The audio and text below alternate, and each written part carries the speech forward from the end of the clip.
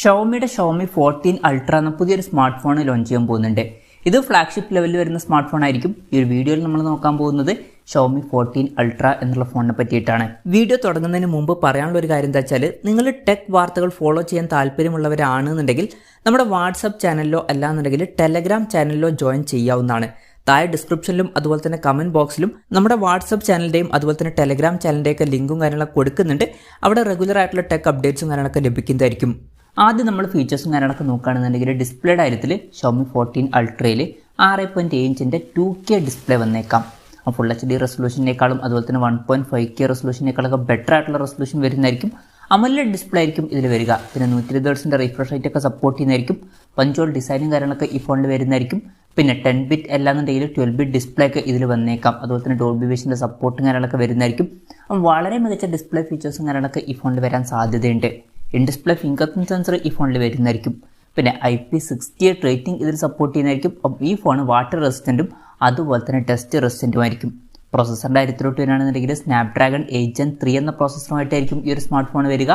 ഇത് സ്നാപ്ഡ്രാഗണിൻ്റെ ഏറ്റവും ലേറ്റസ്റ്റ് ആയിട്ടുള്ള ഫ്ലാഗ്ഷിപ്പ് പ്രോസസ്സറാണ്. ബെസ്റ്റ് ആയിട്ടുള്ള പെർഫോമൻസും കാര്യങ്ങളൊക്കെ ഇതിൽ വരുന്നതായിരിക്കും. 5G സപ്പോർട്ടും കാര്യങ്ങളൊക്കെ വരുന്നതായിരിക്കും. പിന്നെ ഈ ഫോണിൻ്റെ 12 GB റാം വെർഷനും അതുപോലെ തന്നെ 16 GB റാം വെർഷനും വന്നേക്കാം. ഇന്റേണലിൻ്റെ കാര്യത്തിൽ 256 GB ഇന്റേണൽ വെർഷനും 512 GB ഇന്റേണൽ വെർഷനും അതുപോലെ തന്നെ 1 TB ഇന്റേണൽ വെർഷനും വന്നേക്കാം. പിന്നെ മിക്കവാറും ഇതിൽ മെമ്മറി കാർഡ് സ്ലോട്ടൊന്നും വരില്ല. അതുപോലെ തന്നെ 3.5mm ഓഡിയോ ജാക്കും ഈ ഫോണിൽ വരില്ല. പിന്നെ സ്റ്റീരിയോ സ്പീക്കേഴ്സും കാര്യങ്ങളൊക്കെ ഈ ഫോണിൽ വരുന്നതായിരിക്കും. Android 14 ബേസ് ആയിട്ടുള്ള HyperOS സോഫ്റ്റ്വെയർ ആയിരിക്കും ഈ ഫോണിൽ വരിക. HyperOS എന്നുള്ളത് ഷവോമിയുടെ പുതിയ സോഫ്റ്റ്വെയർ ആണ്.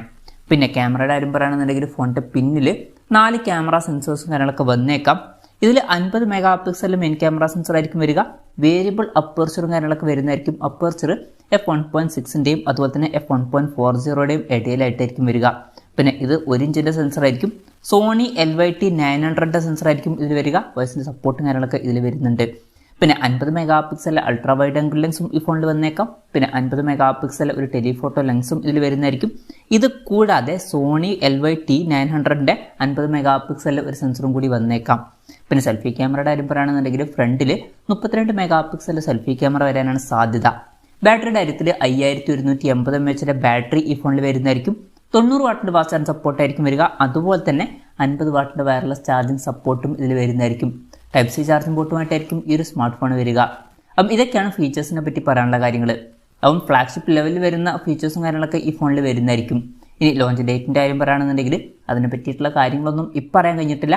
അതിനെ പറ്റിയിട്ടുള്ള കൂടുതൽ കാര്യങ്ങളൊക്കെ അറിയുമ്പോൾ അതിനെ പറ്റിയിട്ടുള്ള വീഡിയോസൊക്കെ നമ്മൾ ചെയ്യുന്നതായിരിക്കും. അതുപോലുള്ള വീഡിയോസ് കാണാൻ താല്പര്യമുണ്ടെന്നുണ്ടെങ്കിൽ ഈ ചാനൽ സബ്സ്ക്രൈബ് ചെയ്യാവുന്നതാണ്. മിക്കവാറും ആദ്യം ചൈനീസ് മാർക്കറ്റിലായിരിക്കും ഈ ഒരു സ്മാർട്ട് ഫോൺ ലോഞ്ച് ചെയ്യുക. വിലയുടെ കാര്യം പറയുകയാണെന്നുണ്ടെങ്കിൽ അതിനെ പറ്റിയിട്ടുള്ള കാര്യങ്ങളൊന്നും ഇപ്പം പറയാൻ കഴിഞ്ഞിട്ടില്ല. എന്നാലും നമ്മുടെ എക്സ്പെക്ടേഷൻ പറയുകയാണെന്നുണ്ടെങ്കിൽ ഈ ഫോണിൻ്റെ വില ചിലപ്പം ഒരു 80,000 രൂപ പ്രൈസ് റേഞ്ചിലേക്കായിട്ട് എത്തിയേക്കാം. കൺഫർമേഷൻസ് ഒന്നുമില്ല, ജസ്റ്റ് നമ്മുടെ എക്സ്പെക്ടേഷൻ പറഞ്ഞു എന്നേ ഉള്ളൂ. എന്തായാലും ഷവോമിയുടെ ഷവോമി 14 അൾട്ര എന്ന പുതിയൊരു സ്മാർട്ട് ഫോൺ ലോഞ്ച് ചെയ്യാൻ പോകുന്നുണ്ട്. ഈ ഫോണിൻ്റെ ഫീച്ചേഴ്സിനെ പറ്റിയിട്ടുള്ള നിങ്ങളുടെ അഭിപ്രായം ജസ്റ്റ് ഒന്ന് കമൻറ്റ് ചെയ്യുക.